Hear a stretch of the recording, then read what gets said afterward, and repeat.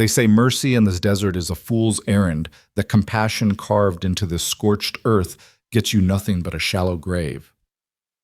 Caleb Rourke knew that truth better than most, but when he found her dying on that blood-stained trail, bound and broken like discarded prey, something ancient stirred in his chest, something he thought had died with his family.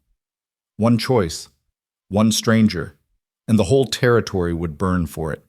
Stay with me until the end and drop a comment with your city below. I want to see how far this story travels across the world. The Arizona sun did not forgive. It pressed down on the land like the palm of an angry god, turning the earth to powder and the air to flame. Caleb Rourke had learned to move through it the way a man moves through grief. Steady, silent, accepting that some burdens never lift.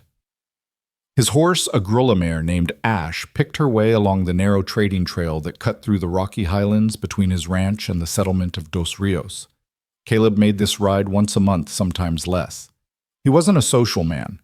Hadn't been not for 3 years, not since the fever took Mary and the boys. Not since he'd buried them in the red earth behind the house and stopped believing that the world owed him anything but sweat and silence. The trail wound through clusters of mesquite and prickly pear past ancient stones that held the heat like coals. Vultures circled high above black brushstrokes against the white-hot sky. Caleb pulled his hat lower and let Ash set the pace. He had flour to trade a broken plow blade to get mended. Maybe a bottle of whiskey if old Hernandez was feeling generous. Nothing urgent. Nothing that couldn't wait. That's when he saw her. At first she was just a shadow on the ground, a dark smudge against the pale dirt. Caleb's hand moved instinctively to the rifle on his saddle, his body tensing before his mind caught up. Out here, you didn't take chances. A shadow could be a man with a gun, a trap, a body. It was a body. He reined Ash to a halt 30 feet away and sat still listening. The wind whispered through the scrub. A hawk screamed somewhere distant, nothing else. No ambush, no movement. Caleb dismounted slowly, keeping his rifle in hand, and approached on foot. The closer he got, the clearer the picture became and the worse it looked. She was a woman. Apache by the look of her. Mid-20s, maybe younger. Hard to tell with the bruises. She lay on her side in the dust wrists bound behind her back, with rawhide strips, ankles tied together. Her deerskin dress was torn and filthy, stained dark with blood and dirt. Her long black hair was matted, tangled with thorns. Her face was swollen. One eye puffed shut. Her lips cracked and bleeding. She wasn't moving. Caleb crouched beside her, setting the rifle down within reach. He pressed 2 fingers to her throat just below the jaw. For a long moment he felt nothing, then faint, irregular a pulse. Jesus, he muttered.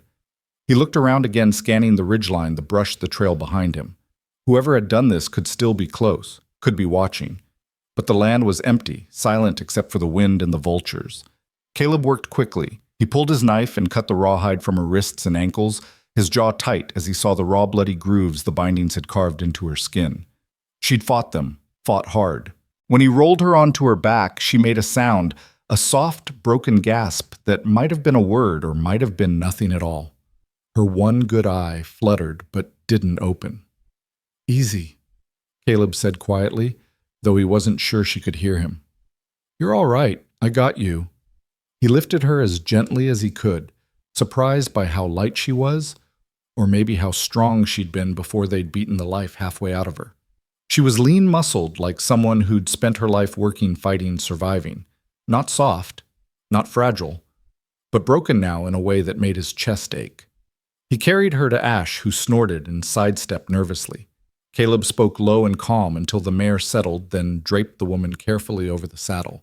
She didn't wake, didn't protest. Her breathing was shallow, ragged. Caleb mounted behind her, steadying her body with one arm, and turned Ash back toward home. The ride took 2 hours. Long, brutal hours under that merciless sun. Caleb kept checking. Her pulse kept whispering words he wasn't sure she heard. Stay with me. Just stay. He didn't know why he cared. Didn't know why he wasn't leaving her for the vultures like any sensible man would. Out here you didn't get involved. You didn't bring trouble home. But Mary's voice was in his head, soft and insistent. You've got a good heart, Caleb Rourke. Don't let this desert harden it all the way through. Maybe he was a fool. Maybe he'd regret this. But he kept riding. By the time Caleb reached his ranch, the sun was lowering, casting long shadows across the dusty yard. The place wasn't much a small adobe cabin with a covered porch, a barn that leaned slightly to the left, a chicken coop, and a corral for Ash and the two mules. It was quiet, lonely, exactly the way he'd wanted it after Mary and the boys were gone. He dismounted and carried the woman inside, kicking the door open with his boot. The cabin was dim and cool, the air thick with the smell of old wood and leather. He laid her on his bed, the only bed, and stepped back, wiping the sweat from his forehead. She looked worse in the light. The bruises were deep purple and black spreading across her cheekbones, her jaw, her throat. Her arms bore cuts and scrapes, some fresh, some scabbed over. Her feet were torn and bloody, as if she'd been dragged. Caleb felt a low, simmering anger start to burn in his gut. He didn't know who'd done this, didn't know why, but he knew cruelty when he saw it. He fetched water from the barrel outside, poured it into a basin, and grabbed a clean cloth. He sat beside the bed and began to clean her wounds, working carefully, methodically. He'd done this before, patched up horses, mended his boys' scraped knees, tended to Mary when the fever first came and they still thought she'd pull through. The woman stirred once, her head turning, a low moan escaping her lips. Caleb paused, watching her face. But she didn't wake. He worked for over an hour, cleaning the dirt and blood away, bandaging the worst of the cuts. When he was done, he pulled a blanket over her and stood looking down at her still form. "You're safe here," he said quietly, though he wasn't sure if that was true. "Whoever did this, they're not getting you back." He didn't know if he believed that either. Caleb didn't sleep that night. He sat on the porch with his rifle across his lap, watching the darkness, listening to the sounds of the desert, the distant howl of coyotes, the rustle of wind through the brush, the creak of the old barn settling. Inside, the woman lay motionless, her breathing slow and steady, alive. Barely. He thought about the tribes. The Apache had been quiet lately, keeping to their own territory in the mountains, but tensions ran high. The army was pushing them harder. Settlers were moving in, and trust was a rare commodity. If word got out that he was harboring one of their women, beaten, exiled, whatever her story was, it could bring trouble down on him like a rock slide. But Caleb Rourke had stopped worrying about trouble a long time ago. Trouble had already taken everything he loved. What else could it do to him? As the first pale light of dawn began to creep over the horizon, Caleb finally stood and went inside. The woman was still sleeping, her face peaceful despite the bruises. He heated a pot of broth on the stove, then sat at the small table and waited. She woke an hour later. Caleb was outside feeding the chickens when he heard the crash. He dropped the bucket and ran for the cabin, rifle in hand, his heart pounding. He burst through the door and stopped cold. The woman was on her feet, swaying her back pressed against the far wall. In her hand was his hunting knife, the one he'd left on the table. Her one good eye was wide wild, darting around the room like a cornered animal. Her breath came in short, sharp gasps. "Easy," Caleb said, raising one hand slowly. He set the rifle down by the door, well out of reach. "Easy now. I'm not going to hurt you." She didn't lower the knife. Her knuckles were white around the handle. Caleb took a slow step forward, then stopped when she flinched. "You're safe here," he said, keeping his voice low and steady. "I found you on the trail, brought you back. That's all." She stared at him, her chest heaving. For a long moment, neither of them moved. Then she spoke. Her voice was hoarse, cracked from thirst and pain, but the words were clear. "Why?" Caleb blinked. "Why what? Why help me?" She shifted her weight, grimacing as pain shot through her ribs. "You are white. I am Apache. Why?" Caleb considered that. It was a fair question, a good question. He didn't have a good answer. "Didn't seem right to leave you," he said finally. "Didn't seem human." Her eyes narrowed. "White men do not care about human." "Some don't," Caleb admitted. "But I do." She studied him, her gaze sharp despite the swelling, searching for deception. Caleb held still, letting her look. He had nothing to hide. Finally, she lowered the knife just slightly. "I am not your prisoner. No. I can leave, if you want." Caleb gestured to the door. "It's open. Always has been. But if you want to live, I'd recommend staying a while. You're hurt bad. Won't make it far out there alone." She looked at the door, then back at him. The knife trembled in her hand. "I have food," Caleb added. "Water, a bed. You can rest, heal, then decide." For a long moment she said nothing. Then slowly she set the knife down on the table. Her legs buckled and Caleb moved fast, catching her before she hit the floor. She didn't fight him, didn't push him away. She just sagged against him, exhausted, broken, and alive. He helped her back to the bed and pulled the blanket over her. She closed her eyes, her breathing evening out. "Thank you," she whispered. Caleb nodded, even though she couldn't see it. "Get some rest." He stepped outside and closed the door quietly behind him, his hands shaking slightly. He sat down on the porch steps and looked out at the empty, sun-scorched land. Mary's voice again soft in his memory. "You've got a good heart, Caleb Rourke." "I hope you're right," he muttered. Tunam. The days that followed were strange, quiet, tense in a way that had nothing to do with danger and everything to do with the simple, uncomfortable reality of two people learning to exist in the same space. The woman Naya, she told him on the third day, though she offered no surname, no clan name, was a fighter. That much was clear. Even injured, even weak, she refused to be helpless. She woke before dawn and sat on the porch watching the sunrise with an intensity that made Caleb think she was memorizing it. She ate sparingly, chewing slowly as if every bite was a calculated decision. She moved carefully, testing her body, learning where the pain lived and how to work around it. Caleb gave her space. He worked the ranch, mended fences, tended the animals, and spoke only when necessary. He wasn't good at conversation, never had been, and Naya didn't seem interested in small talk. But he watched her, couldn't help it. She was unlike anyone he'd ever known, guarded, fierce, carrying herself like someone who'd been trained for war. Her hands were calloused, scarred. Her arms were lean and strong. When she moved, it was with precision economy. No wasted motion, no softness. On the fourth day, she started helping. Caleb was hauling water from the well when he saw her limping toward the chicken coop, a bucket in her hand. He opened his mouth to tell her to rest, but something in her expression stopped him. She didn't want to rest. She wanted to work. So he let her. She fed the chickens, collected eggs, swept the porch. She moved slowly, grimacing with pain, but she didn't stop. That night, Caleb cooked a simple stew, rabbit beans, wild onions, and they ate in silence at the table. Naya ate more than she had before, and when she was done, she nodded at him. "Good," she said. Caleb almost smiled. "Thanks." The next day, she fixed a broken fence post. The day after that, she skinned the rabbit he'd shot and cooked it herself, seasoning it with herbs she'd gathered from the desert. The meat was tender, flavorful, better than anything Caleb had made in years. "Where'd you learn to cook like that?" he asked. Naya glanced at him. "My mother, before." "Before what?" She didn't answer, just stood and walked outside. It was on the seventh day that Caleb finally asked. They were sitting on the porch at dusk, watching the sky turn from gold to purple. Naya had been quiet all day, quieter than usual, and Caleb sensed something heavy pressing on her. "You don't have to tell me," he said carefully. "But if you want to talk, I'm listening."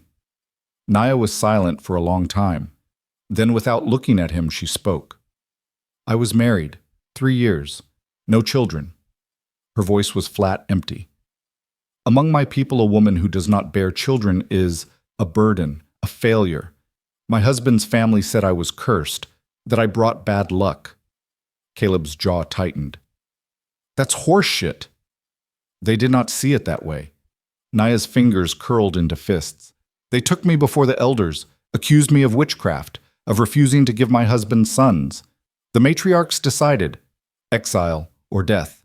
Jesus! My husband." Her voice cracked just slightly. "He did not speak for me.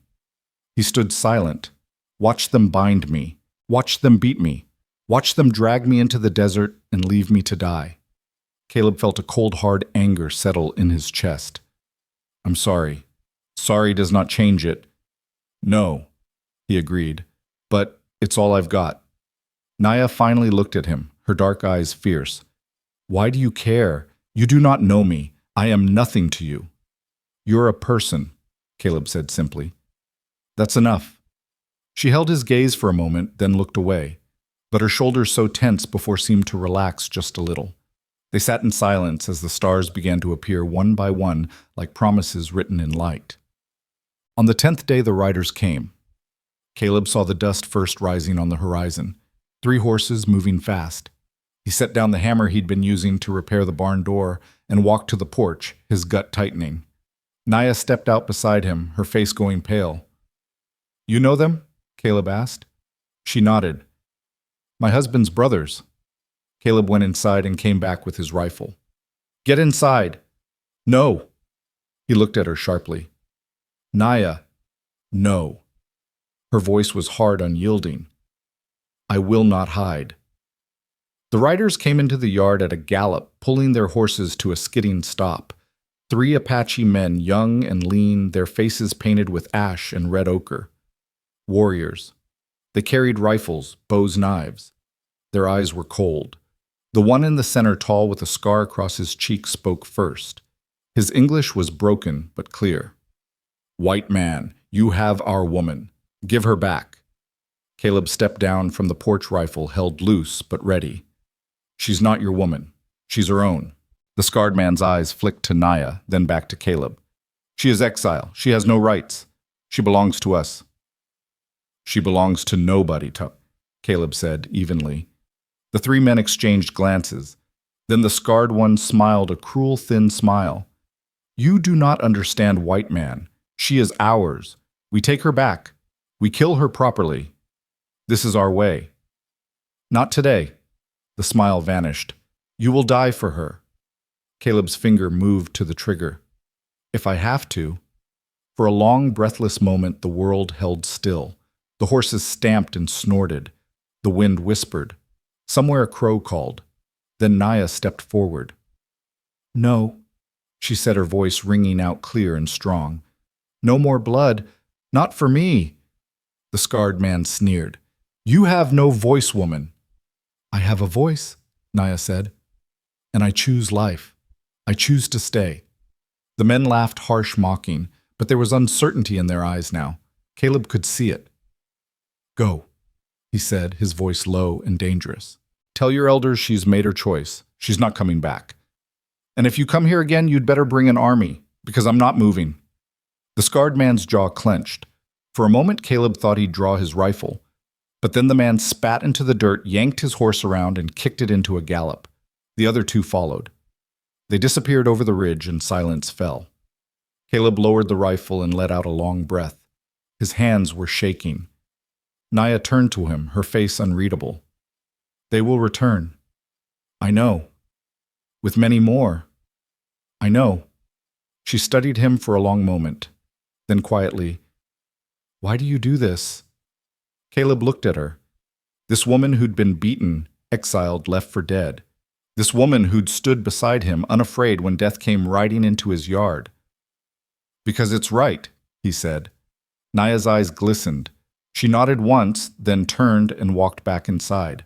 Caleb stood in the yard, watching the empty horizon, and wondered what the hell he'd just gotten himself into. But deep down in a place he thought had died with Mary and the boys, he felt something stir, something like purpose, something like home. The night pressed down heavy and thick.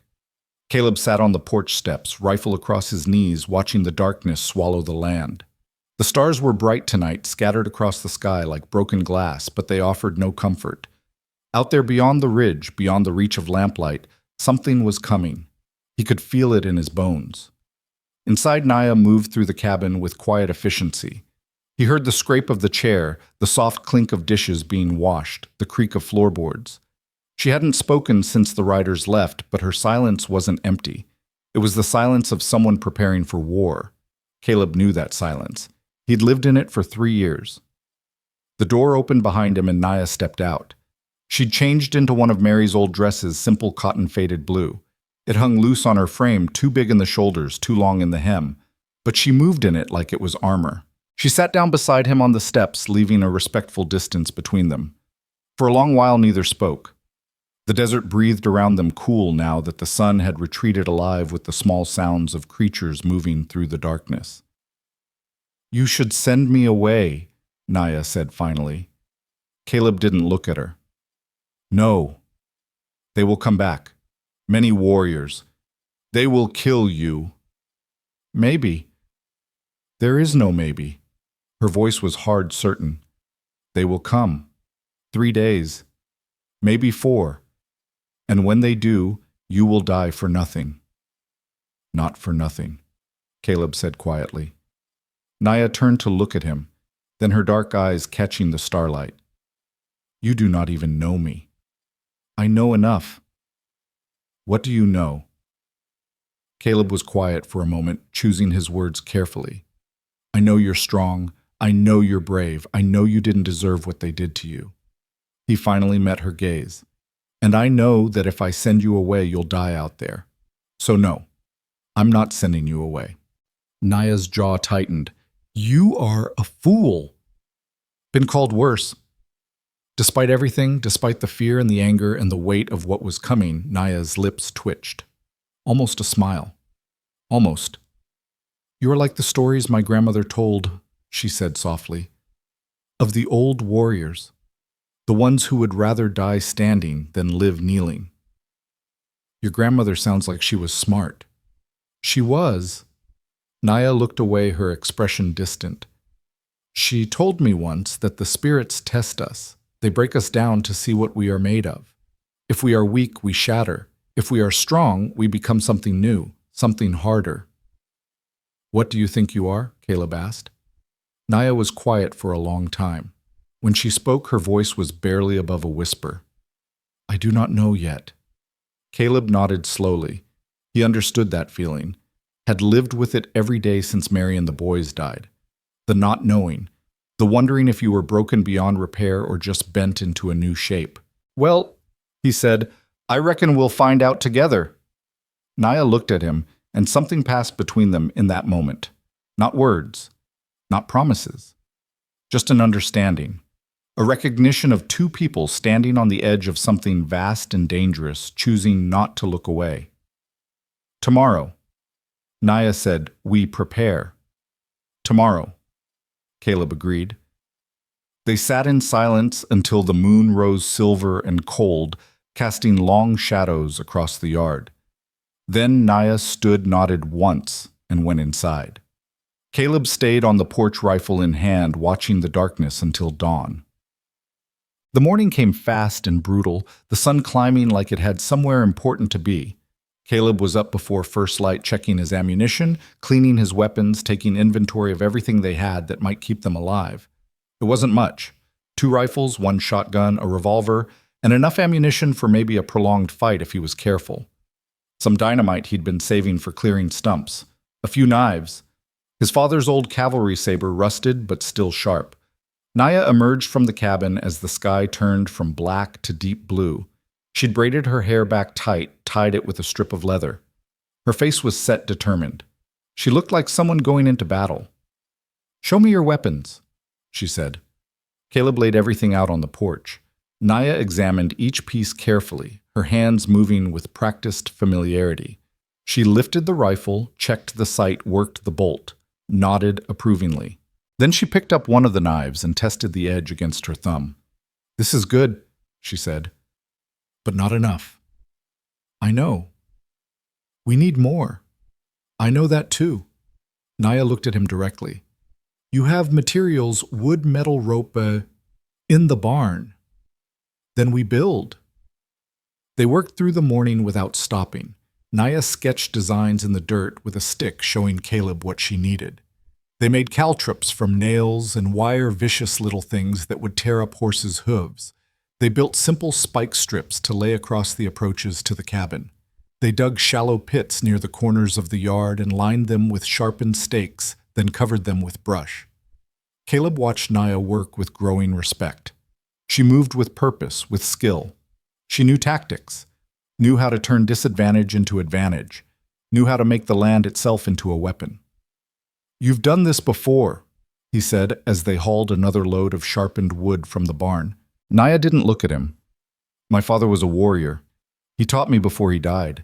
Said that women should know how to fight, how to protect themselves. My husband's family did not like that. Said I was too much like a man. Too hard. Too dangerous. They were afraid of you. Yes. She drove a stake into the ground with brutal efficiency. They were right to be. By noon, the yard looked like a battlefield waiting to happen. Caleb surveyed their work with grim satisfaction. It wouldn't be enough to stop 50 warriors, but it would slow them down, make them think twice, give him and Naya a fighting chance. They ate a quick meal of cornbread and dried meat, washing it down with water from the well.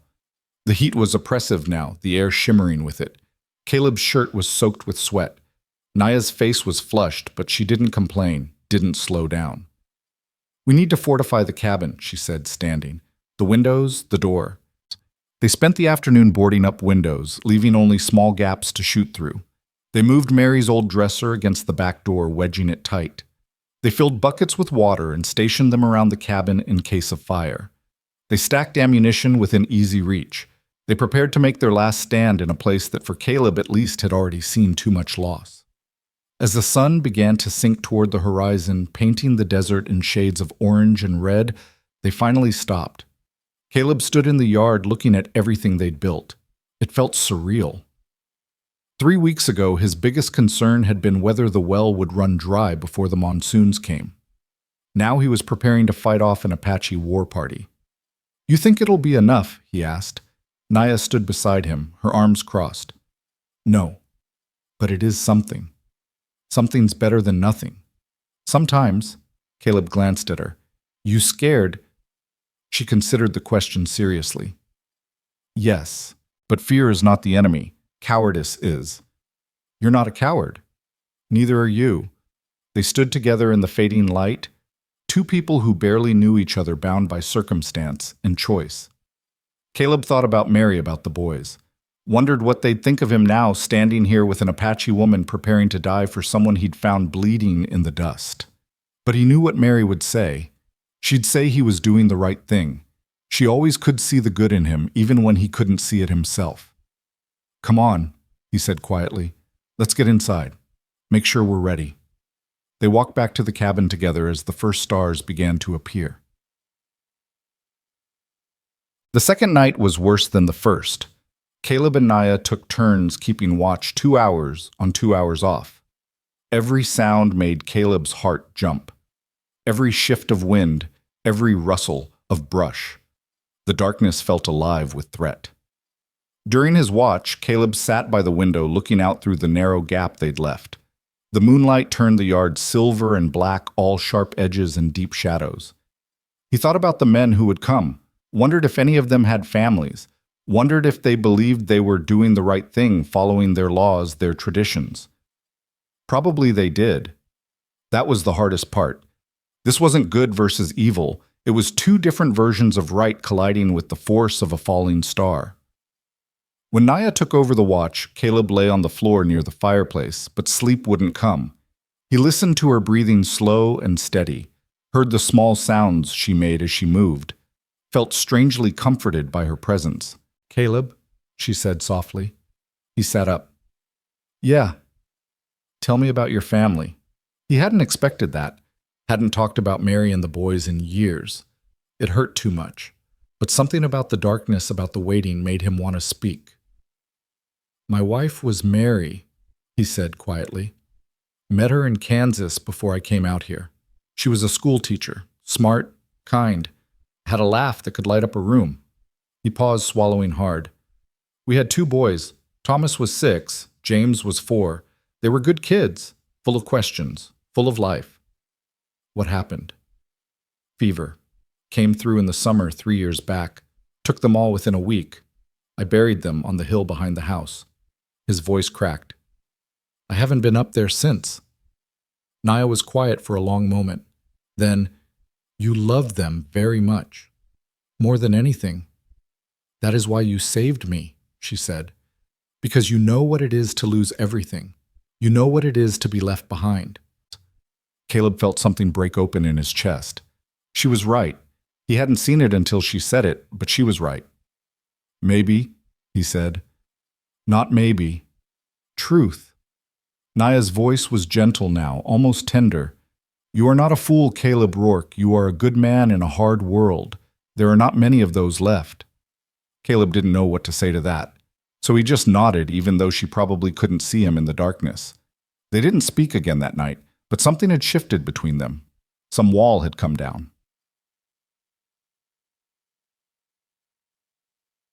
The third day was the hardest. The waiting gnawed at them both.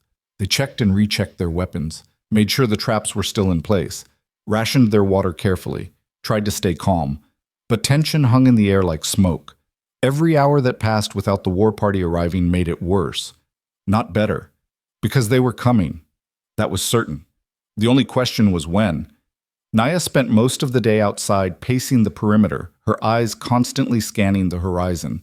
Caleb watched her from the porch, saw the way she moved restless, coiled, ready to explode into action. She was a warrior. He could see that now. Not despite what they'd done to her, but because of it. They'd tried to break her, and she'd turned that breaking into something sharp and dangerous. In the late afternoon, she came and sat beside him. Her face was drawn, exhausted. She'd been running on adrenaline and will for days now. "You should rest," Caleb said. "Cannot. You'll need your strength. I know." But she didn't move. They sat in silence, watching the sun crawl across the sky. Caleb found himself studying her profile, the strong line of her jaw, the sharp intelligence in her eyes, the way she held herself with such dignity despite everything. She was beautiful, he realized. Not in the soft way Mary had been beautiful, but in a fierce, untamed way, like the desert itself. "If we survive this," Naya said suddenly, "what will you do?" Caleb considered that. "I don't know. Keep ranching, I guess. It's all I know. You will let me stay. Long as you want." She looked at him, then really looked at him. "Why?" "Because this place is too big for just one person," Caleb said. "Because I'm tired of being alone, because—" He trailed off, searching for the right words. "Because I think maybe we're supposed to be here, together. I don't know why, but I feel it." Naya's eyes glistened. "I feel it too." They didn't say anything else. Didn't need to. The understanding hung between them, fragile and new but real. As the sun touched the horizon, Caleb stood. "Come on, let's make sure we're ready." They went inside together, and for the first time in 3 days, Caleb felt something close to peace. They came at dawn on the 4th day. Caleb woke to the sound of hooves, dozens of them drumming against the earth like thunder. He was on his feet instantly, rifle in hand, his heart hammering. Beside him, Naya was already moving, her face pale but set. They took their positions at the windows, looking out through the narrow gaps. And there they were. 50 warriors. Maybe more. They spread out across the ridge like a dark wave backlit by the rising sun. Their faces were painted for war, red and black and white. They carried rifles, bows, lances, war clubs. They sat on their horses with the confidence of men who'd never lost a fight. At the front rode 3 figures on foot, 2 women and 1 man, all elderly, all dressed in ceremonial robes decorated with beads and feathers. The matriarchs and elder. The ones who'd passed judgment on Naya. The ones who'd condemned her to die. The war party stopped at the edge of the yard just beyond the traps. The horses stamped and snorted, sensing the tension. The warriors sat perfectly still, waiting. One of the matriarchs stepped forward. She was ancient, her face lined with deep wrinkles, her hair white as snow. But her eyes were sharp, piercing. She raised her hand and spoke in Apache, her voice carrying across the yard like a bell. Naya translated quietly, her voice shaking. "She says I am exile. I have no name, no family, no rights. She says I must return for judgment. She says you must give me back or they will take me." Caleb's jaw tightened. "Tell her no." "Caleb, tell her." Naya took a deep breath, then called out in Apache. Her voice was strong, clear. Caleb couldn't understand the words, but he understood the tone. Defiance. The matriarch's face darkened. She spoke again, her words sharp and angry. "She says I have shamed my people," Naya translated. "She says I am cursed. She says you are a fool for protecting me. Tell her I've been called worse." Despite everything, Naya almost smiled. She called out again, and this time some of the warriors shifted uneasily. A few exchanged glances. The matriarch raised her hand for silence. Then she spoke directly to Naya, her tone changing, softer, almost sad. Naya's face went pale. She asks if I choose this, if I choose you over my people. Caleb looked at her. What do you want to say? Naya's hands were trembling. This was it, the moment, the choice that would define everything that came after.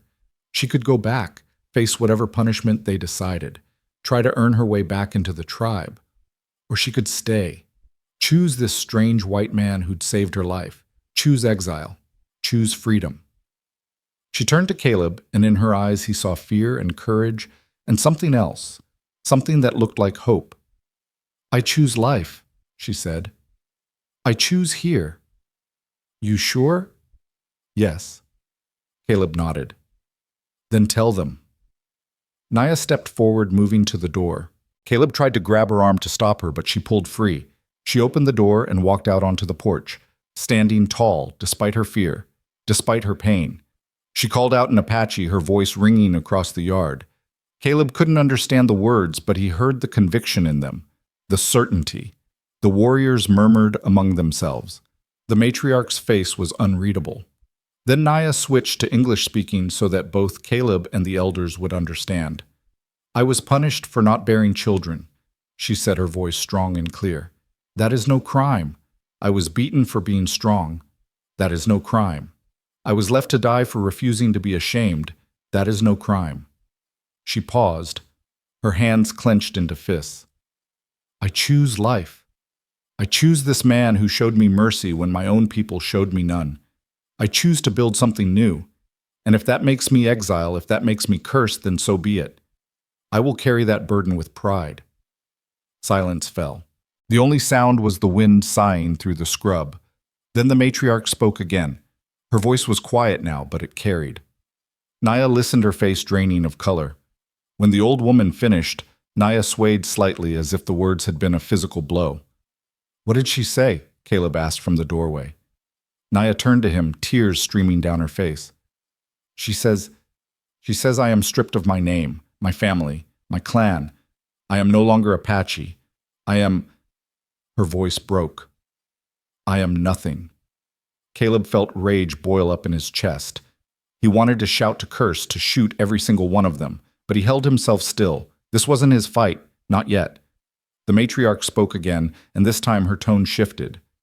Caleb saw surprise flicker across the warriors' faces. But Naya continued, her voice shaking. She says she sees my courage. She says the spirits have tested me and I did not break. She says no blood will be spilled today. They will leave, and they will not return. She means it, Caleb asked. Yes, her word is law. The matriarch raised her hand one final time, called out a command. The warriors turned their horses and began to ride away, streaming back over the ridge, like water flowing downhill. Within minutes, they were gone. Just dust and hoofprints remained. Naya stood on the porch watching them go, tears running down her face. She didn't move until the last warrior disappeared. Then her legs buckled. Caleb caught her before she fell, holding her tight as she sobbed against his chest. He didn't say anything, just held her while she cried for everything she'd lost, her people, her name, her place in the world. When the tears finally stopped, she pulled back and looked at him with red, swollen eyes. I have nothing now, she whispered. You have this, Caleb said. You have me, and that ranch, and a chance to be something new. Is it enough? Caleb thought about Mary, about the boys, about 3 years of grief and loneliness, about finding this woman in the dust and choosing against all sense to care. I don't know it, he said honestly, but let's find out. Naya nodded slowly. Then she turned and looked out at the empty desert, at the land that stretched forever in all directions, brutal and beautiful and free. Okay, she said. We find out. They stood together on that porch as the morning sun climbed higher, two exiles bound by choice, beginning something neither of them could name. Something that looked, if you squinted just right, like home. The silence that followed the departure of the war party was heavier than any sound. It pressed down on the ranch like a physical weight, filling every corner, every breath. Caleb and Naya stood on the porch for a long time after the dust settled, neither speaking, neither moving. The sun climbed higher, indifferent to the drama that had just unfolded, baking the earth with the same merciless intensity it always had. Finally, Naya pulled away from Caleb's arms. She wiped her face with the back of her hand, smearing tears and dust across her cheeks. Her eyes were red but dry now, emptied of everything they'd been holding. "I should clean up," she said, her voice hoarse. Caleb nodded but didn't move. He watched her walk back into the cabin, her shoulders straight despite everything. The door closed quietly behind her, and he was alone. He looked out at the yard at all the preparations they'd made. The spike strips, the covered pits, the boarded windows. All of it useless now. All of it a monument to a battle that never came. He should feel relieved, should feel grateful that they'd survived without bloodshed. Instead, he just felt tired. He spent the next hour dismantling their defenses, pulling up stakes, removing the caltrops filling in the pits. The work was mechanical, mindless. His hands moved while his mind drifted. He thought about Mary, about how she'd always known exactly what to say when things got hard, how she'd had this way of making everything seem manageable, even when the world was falling apart. What would she say now? What would she think of him taking in this Apache woman, standing against her people, risking everything for someone he barely knew? But he did know her. That was the strange thing. In just over a week, he'd come to know Naya in a way that felt deeper than time should allow. He knew her strength, her pride, her pain. He knew the way she moved in the morning, slow and careful, testing her healing body.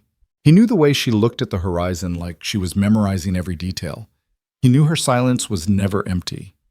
Maybe that's what happened when you face death together.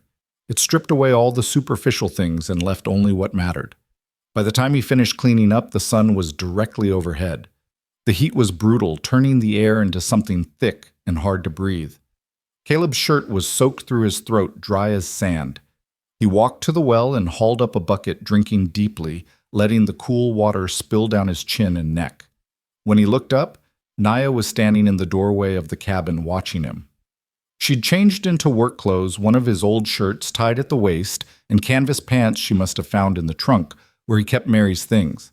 Her hair was still braided tight, but she'd washed her face. The bruises were fading now, turning from purple to yellow-green. In a few more weeks, they'd be gone entirely. "You hungry?" she asked. "Starving." "Good. I made food." They ate together at the small table inside the cabin, cool and dim compared to the blazing yard. Naya had made a simple meal, beans, cornbread, some wild onions she'd gathered from near the creek. It wasn't fancy, but it was good. Real. Caleb ate slowly, savoring every bite, feeling the knot of tension in his stomach finally start to loosen. "You're a good cook," he said. Naya shrugged. "My mother taught me. She said a woman who cannot feed herself cannot be free." "Your mother sounds like she was wise." "She was." Naya's expression grew distant. "She died when I was 14. Sickness. After that, it was just me and my father. He taught me everything else. How to track, how to hunt, how to fight." She paused, her jaw tightening. "How to survive." "He'd be proud of you," Caleb said quietly. "What you did out there today, that took courage." "Or stupidity. Sometimes they're the same thing." Naya almost smiled. Almost. "You would know." They finished eating in comfortable silence. When they were done, Caleb stood and started gathering the dishes, but Naya waved him off. "No, you worked all morning. I will clean." "You sure?" "Yes. Go rest. You look terrible." Caleb laughed, actually laughed, a sound that surprised him with its warmth. "Thanks. I speak truth."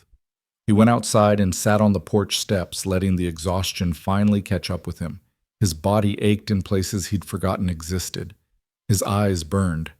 But underneath all that, there was something else. Something he hadn't felt in 3 years. Relief. Not just at surviving, but at not being alone anymore. He must have dozed off because the next thing he knew, the sun had moved significantly across the sky, and Naya was shaking his shoulder gently. "Caleb, wake up!" He jerked awake, his hand moving instinctively to where his rifle should be. What is it?" "Nothing bad," Naya said quickly. "But look." She pointed to the western sky. Dark clouds were gathering on the horizon, building tall and heavy. Lightning flickered in their depths too far away to hear the thunder yet. But it was coming. "Storm!" Caleb said, his voice thick with sleep. "Yes, big one." They watched the clouds advance, swallowing the blue sky piece by piece. The air changed, growing heavy and electric. The wind picked up, carrying the smell of rain and ozone. The chickens scattered for their coop. Even the horses in the corral seemed nervous, stamping and tossing their heads. "When did it last rain here?" Naya asked. Caleb had to think about that. 4 months, maybe 5. "The land is thirsty." "The land is dying," Caleb corrected. "This rain comes too late for most of the crops, but it'll help the well, help the grass come back." They stood together watching the storm approach. There was something hypnotic about it, something primordial. The sky had been empty and cruel for so long that seeing it fill with water felt like witnessing a miracle. The first drops began to fall just as the sun touched the horizon. Fat, heavy drops that hit the dust and created small craters. Then more, and more. Within minutes, it was a downpour, sheets of water falling from the sky with a roar that drowned out everything else. Naya stepped off the porch into the rain. She turned her face up to the sky, arms spread wide, letting the water wash over her. It soaked through her clothes immediately, plastered her hair to her skull, ran in rivers down her face. But she didn't move. She just stood there, eyes closed, mouth open, drinking it in. Caleb watched her from the porch, transfixed. In that moment, she looked like something out of a dream, something wild and pure and unbreakable. The rain washed away the last traces of the bruises, the dirt, the blood. It washed away everything that had been done to her, leaving only who she was underneath, a survivor, a warrior, a woman reborn. Without thinking, Caleb stepped out into the rain to join her. The water was shockingly cold after the heat of the day. It hit his skin like 1,000 tiny needles, waking him up, making him feel alive in a way he'd forgotten was possible. Naya opened her eyes and looked at him. Water dripped from her lashes, ran down her cheeks like tears. But she was smiling, actually smiling. It transformed her face, made her look young and free and almost happy. "It is beautiful," she said, her voice barely audible over the rain. "Yeah," Caleb agreed. "It is." They stood in the downpour until they were both soaked to the bone, until the yard turned to mud, until small rivers formed in the wheel ruts and carried the dust away. They didn't speak, didn't need to. The rain said everything that needed saying. Finally, shivering and laughing, they ran back to the porch. Naya's teeth were chattering, but her eyes were bright alive. Caleb grabbed a blanket from inside and wrapped it around her shoulders, then got one for himself. "We should get out of these wet clothes," he said. "Don't need you catching pneumonia after everything else." Naya nodded, still smiling. "Yes, that would be foolish." She went inside to change, and Caleb did the same on the porch, turning his back to give her privacy. He pulled on dry clothes, his skin still tingling from the cold rain. When he turned back, Naya had emerged in Mary's nightgown, simple white cotton that hung loose on her frame. She'd unbraided her hair, and it fell past her shoulders in wet, dark waves. Caleb felt something shift in his chest, something dangerous and confusing and real. "I will make coffee," Naya said, seeming not to notice his stare, or maybe noticing and choosing to ignore it. "Hot coffee for a cold night." "That sounds perfect." They sat by the fireplace as night fell, and the storm raged outside. The rain hammered against the roof, leaked through a few places Caleb had been meaning to patch, drummed against the windows with relentless intensity. Inside, the fire crackled and hissed, filling the cabin with warmth and golden light. Caleb sipped his coffee and watched the flames dance. Naya sat across from him, her hands wrapped around her own cup, her expression thoughtful.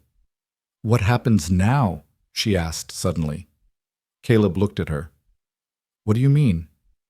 "Now that they are gone, now that I am—" She struggled with the word. "Nothing, no name, no people. What do I do?" "You live," Caleb said simply. "You help me run this ranch. You build a new life. Just like that." "Just like that." Naya shook her head. "You make it sound easy." "It won't be easy. Nothing worth doing ever is, but it's possible." He set down his cup and leaned forward.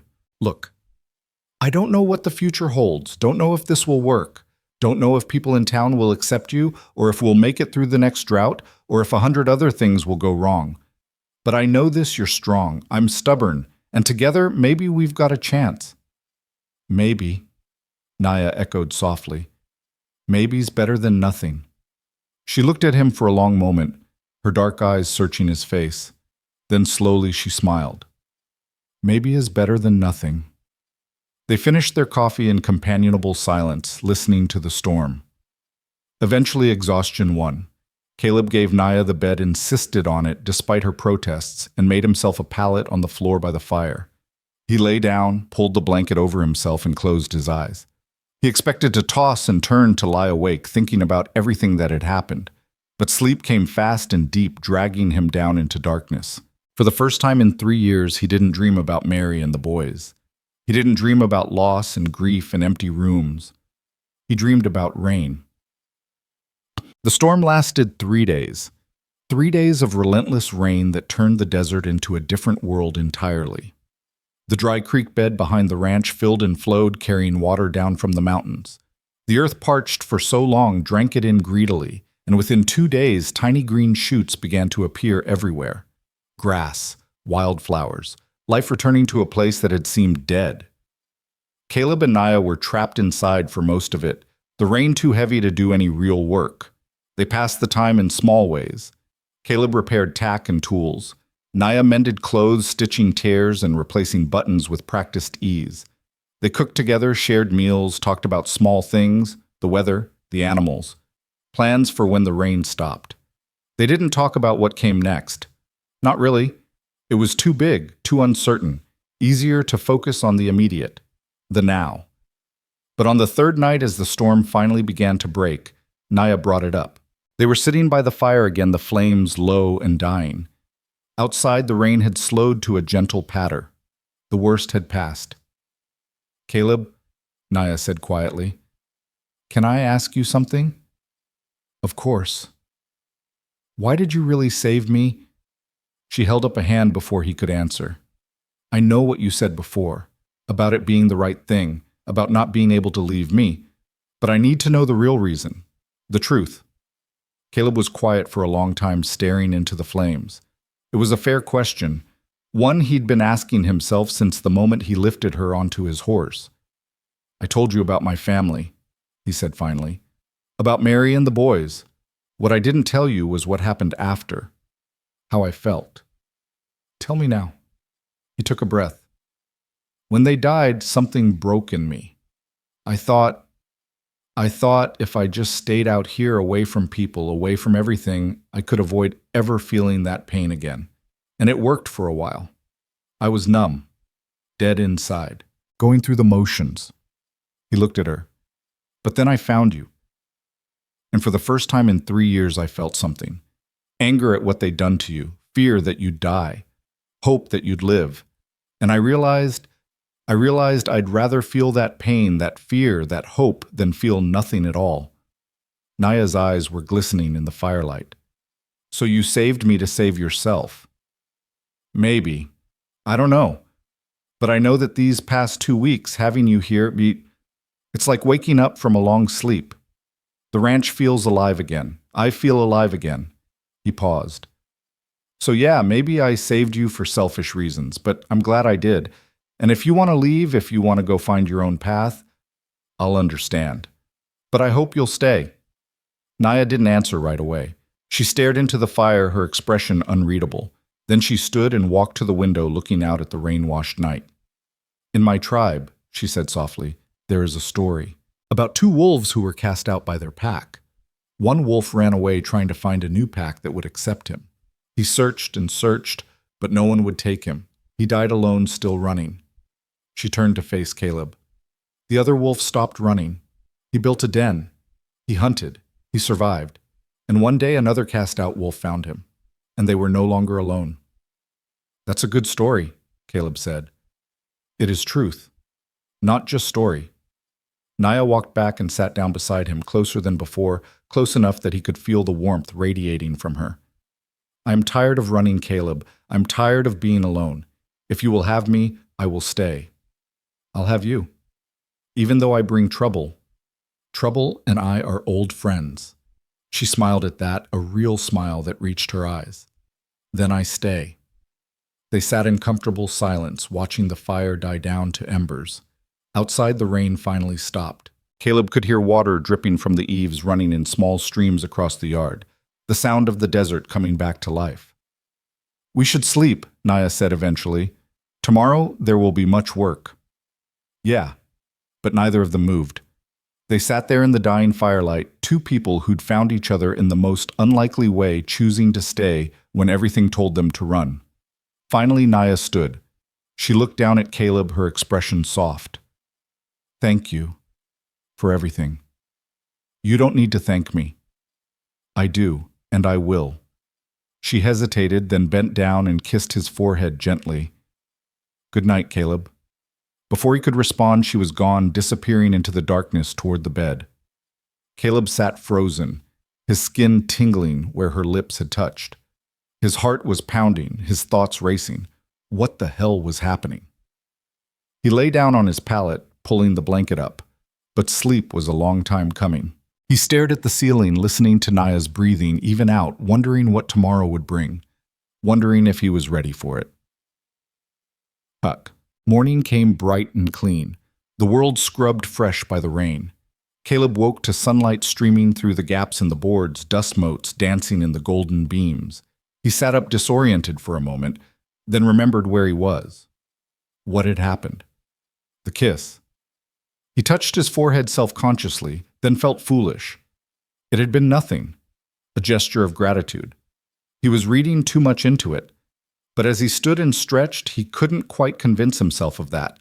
Naya was already awake, already dressed, already outside. Caleb could hear her moving around, talking softly to the chickens. He pulled on his boots and went out to join her. The world had transformed overnight. Where before there had been only dust and dying scrub, now there was green everywhere. Tiny shoots pushing up through the mud, impossibly fragile and impossibly strong. The air smelled different too, clean, fresh, alive. The sky was a brilliant blue, not a cloud in sight. Naya was scattering feed for the chickens, her movements easy and natural. When she saw Caleb, she smiled. "Good morning?" "Morning. You're up early." "Could not sleep. Too much to do." Caleb looked around at the mud-soaked yard, the swollen creek, the green shoots. "Yeah, we've got our work cut out for us." They spent the morning assessing the damage and making repairs. The rain had been a blessing, but it had also caused problems. Part of the chicken coop had collapsed. Several fence posts had rotted through and fallen. The roof had leaked in 3 places, soaking blankets and supplies.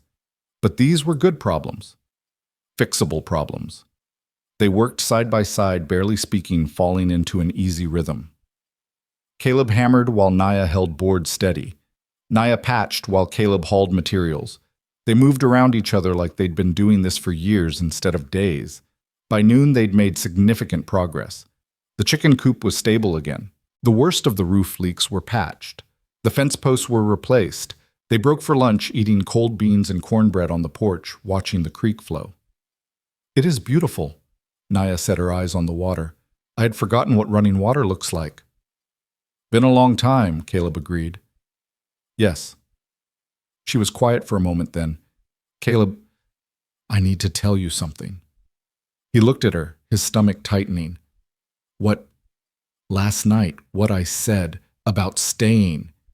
She met his eyes. "I meant it, but I need you to understand I am not easy. I have anger inside me, sadness. I do not know how to be soft. Mary's clothes, they do not make me Mary. I will never be Mary." "I don't want you to be Mary," Caleb said firmly. "I want you to be Naya. Even if Naya is difficult, even if she has nightmares, even if she cannot give you children." Caleb set down his food and turned to face her fully. "Naya, listen to me. I'm not asking you to be anything other than who you are. I'm not asking you for children or softness or anything else. I'm just asking you to stay, to work this ranch with me, to build something new together. That's all. That is enough for you. That's more than enough." Naya searched his face, looking for deception, for hidden expectations. But Caleb's expression was open, honest. What she saw there seemed to satisfy her because she nodded slowly. "Okay, Then we build. Then we build. They finished eating and got back to work. The afternoon passed quickly, the sun moving across the sky with surprising speed. By evening, they'd accomplished more than Caleb would have thought possible. The ranch looked better than it had in months, better than it had since Mary died, if he was being honest. As they washed up for dinner, Caleb caught Naya looking at the hill behind the house, the hill where Mary and the boys were buried. He'd been avoiding that place for 3 years, couldn't bring himself to go up there, but he saw curiosity in Naya's eyes, and something else, understanding. "You can go up there if you want," he said quietly. "Pay your respects." Naya looked at him. "Would you come with me?" Caleb's throat tightened. "I don't know if I can." "Then I will not go either, not without you." They stood in the fading light, the question hanging between them. Finally, Caleb took a breath. "Tomorrow," he said, "tomorrow I'll go. With you." "You are sure?" "No. But I'll do it anyway." Naya nodded, respect in her eyes. "Tomorrow, then." That night, they sat on the porch again, watching the stars emerge one by one. The desert was alive with sound now, crickets, frogs, the distant howl of coyotes.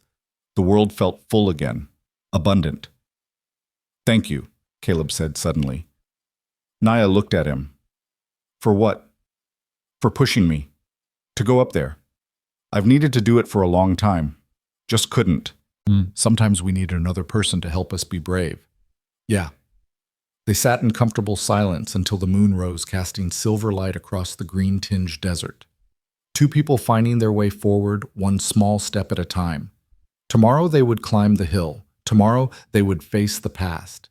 But tonight, they simply existed together, and that was enough. More than enough. It was everything. Morning came too fast.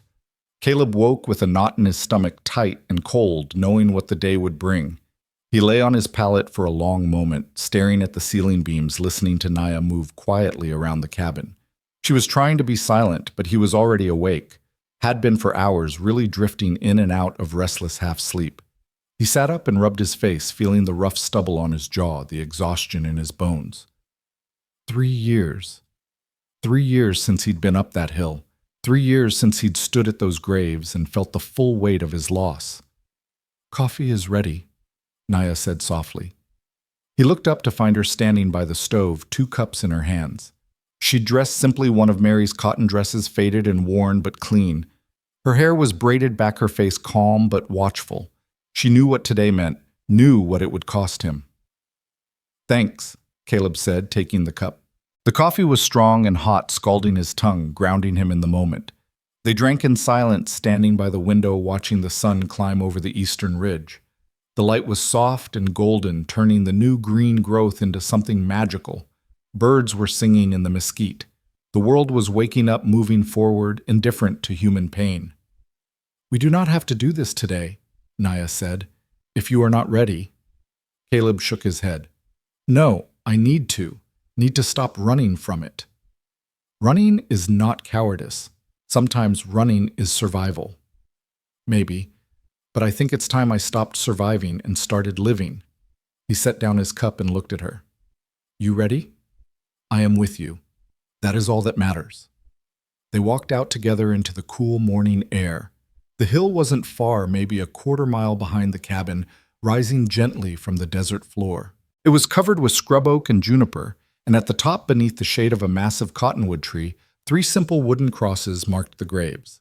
Caleb had made those crosses himself, working through the night after he'd buried them, his hands raw and bleeding, his eyes dry, because he'd already cried every tear he had. He'd carved their names carefully. Mary Rourke, Thomas. Rourke, James Rourke. Wife, son, gone but never forgotten. Except he had forgotten, in a way. Not their faces or their voices, or the way they'd made him feel. But he'd forgotten to honor them, forgotten to visit, locked them away in a part of his heart he couldn't bear to open. The walk up the hill felt longer than it should have. Every step was heavy-weighted with 3 years of guilt and grief. Naya walked beside him, close, but not touching her presence, a quiet anchor. She didn't speak, didn't offer empty platitudes. She just stayed. When they reached the top, Caleb stopped. The graves were exactly as he'd left them, but the crosses were weathered now, the wood gray and cracked. Weeds had grown up around them, tall and tangled. It looked abandoned, forgotten. Shame burned through Caleb's chest, hot and sharp. "I should have come sooner," he said, his voice rough. "Should have kept it clean. Should have—" "You did what you could," Naya interrupted gently. "Pain has its own time, its own rules." Caleb knelt in front of the graves, his knees sinking into the damp earth. He reached out and touched Mary's cross, his fingers tracing the letters of her name. The wood was rough under his hand, splintered in places. Real, solid, proof that she'd existed, that they'd all existed. "I'm sorry," he whispered. "I'm so sorry I haven't been here. Sorry I couldn't save you. Sorry I—" His voice broke. The words dissolved into silence. Naya knelt beside him and placed a gentle hand on his shoulder. She didn't tell him it was okay or that it wasn't his fault. She just stayed, and that was what he needed. They knelt there together for a long time. Caleb cried deep, wrenching sobs that came from somewhere primal and ancient. He cried for Mary's laugh, and Thomas's curiosity, and James's endless energy. He cried for all the moments he'd never have, all the years stolen by a mindless fever. He cried until he had nothing left, until he was empty and exhausted and strangely clean. When the tears finally stopped, Naya spoke softly. "Tell me about them." Caleb wiped his face with his sleeve and took a shaky breath. She was everything good. Patient, kind. She saw the best in people even when they didn't deserve it, especially when they didn't deserve it. He smiled despite the pain. She used to sing while she worked, had this voice like honey. The boys loved it. They'd follow her around the house trying to sing along. "She sounds beautiful." She was, inside and out. Caleb touched Thomas's cross. Thomas was the thoughtful one, always asking questions. Why is the sky blue? Where do the stars go in the day? How do birds know where to fly? He wanted to understand everything. He moved to James's cross. James was wild, all energy and laughter, couldn't sit still for more than a minute. He used to race Ash around the corral trying to beat her. Never did, but he never stopped trying either. Naya was quiet for a moment, then, "They were lucky to have you as a father. I was lucky to have them." "Yes, but they shaped you, made you who you are. That is a gift you gave each other." Caleb looked at her, surprised by the wisdom in her words. "How'd you get so smart?" "Pain is a good teacher if you let it teach instead of destroy." They started clearing the graves together, pulling weeds, brushing away debris, straightening the crosses. It was simple work, but it felt important, sacred even. With each weed pulled, each stone moved. Caleb felt something shift inside him. Not healing exactly, but acceptance. The understanding that they were gone and he was still here, and that was okay. That honoring them didn't mean destroying himself. When the graves were clean, Naya gathered wildflowers from the hillside, tiny purple blooms that had sprouted after the rain. She arranged them carefully at the base of each cross, her movements reverent and precise. "In my tribe," she said, "we believe the dead walk among us sometimes, not as ghosts, but as wind, as rain, as the morning light." She looked up at Caleb. "They are still here, just in a different way." "You think they know?" Caleb asked. "About you? About what's happening?" "Yes. And I think they are happy you are not alone anymore." Caleb's throat tightened. He wanted to believe that. Wanted to think that Mary would understand, that she'd approve of Naya, of the strange new life taking shape, but doubt gnawed at him. "Mary would have liked you," he said finally. "She always believed people deserve second chances, new beginnings. Then I wish I could have known her." "Me too." They sat together beneath the cottonwood tree, looking out over the ranch below. From up here, Caleb could see everything: the cabin, the barn, the corral, the green shoots pushing up through the earth. It looked small and fragile from this distance, but it also looked like home. "Thank you," Caleb said, "for making me do this, for being here." "You do not need to thank me. This is what people do. They help each other carry heavy things. Is that what we are People who help each other. Naya considered that. I think we are more, but I do not have words for it yet. Caleb didn't either, but he felt it whatever it was. Growing stronger each day like the green shoots in the desert. Fragile but persistent, real. They stayed on the hill until the sun was high, talking about small things, sitting in comfortable silence, letting the peace of the place settle over them. Finally, Caleb stood and helped Naya to her feet. We should get back, he said. Still got work to do. Always work to do. They walked down the hill together, and with each step, Caleb felt lighter. The weight wasn't gone, would never be fully gone, but it was bearable now, shared. When they reached the cabin, Naya stopped and turned to him. You did good today. You faced it. That takes strength. Couldn't have done it without you. Yes, you could have, but you did not have to. That is the difference. She went inside to start lunch, leaving Caleb standing in the yard feeling something close to peace for the first time in years. The days that followed took on a new rhythm. The immediate crisis had passed, the war party was gone, the ranch was recovering from the storm, and they settled into the business of living. It wasn't easy. Nothing about it was easy, but it was real and honest, and somehow that made it bearable. They worked from dawn until dusk, rebuilding what the years and the drought had destroyed.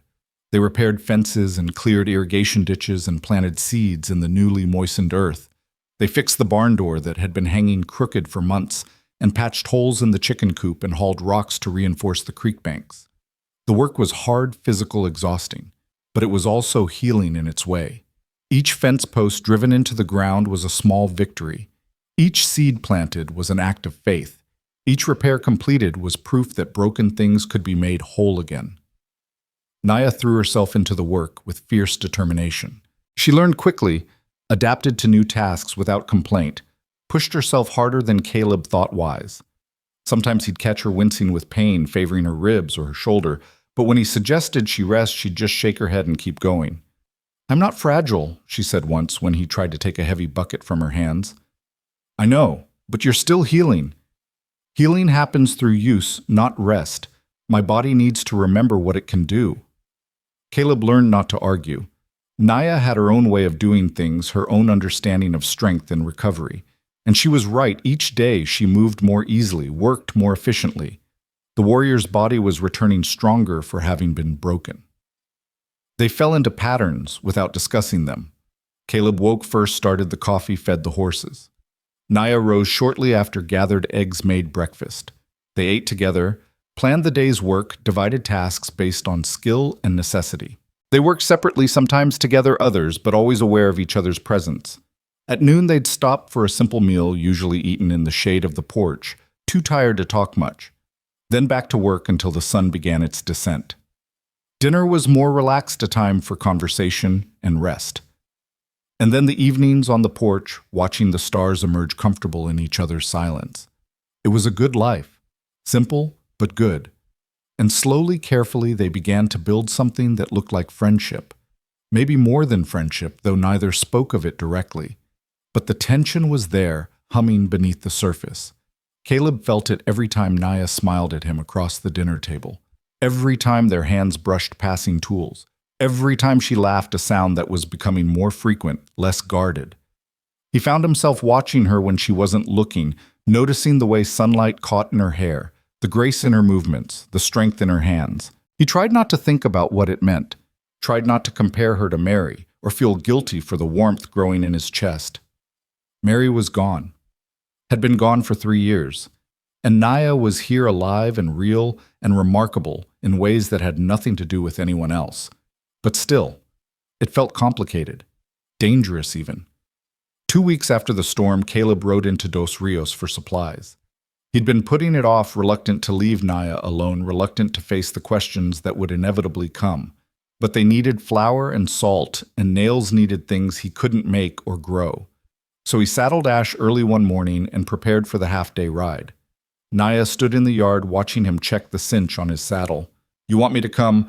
No, be better if you stay here. Keep an eye on things. You mean keep hidden? Caleb paused, his hand on the saddle horn. She wasn't wrong. I don't know how people will react. Don't want to put you in a bad situation. I'm not afraid of their reactions. I know, but I am. He looked at her seriously. Give me time to feel things out. See what the mood is, then we'll figure out the rest. Naya nodded slowly. You will come back. Of course I'll come back. This is home. Something flickered across her face. Relief maybe, or gratitude. Be safe. Always am. The ride to Dos Rios was pleasant enough. The desert was still green from the rain, still alive with new growth. Caleb let Ash set her own pace, enjoying the cool morning air, the sound of birds, the vast open sky. It felt good to be moving, to have a purpose beyond the ranch.